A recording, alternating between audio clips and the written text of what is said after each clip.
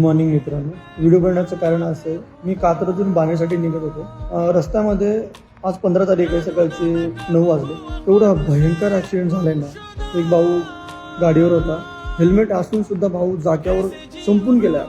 एवढं भयानक ॲक्सिडेंट झाला, स्वतःच पडला.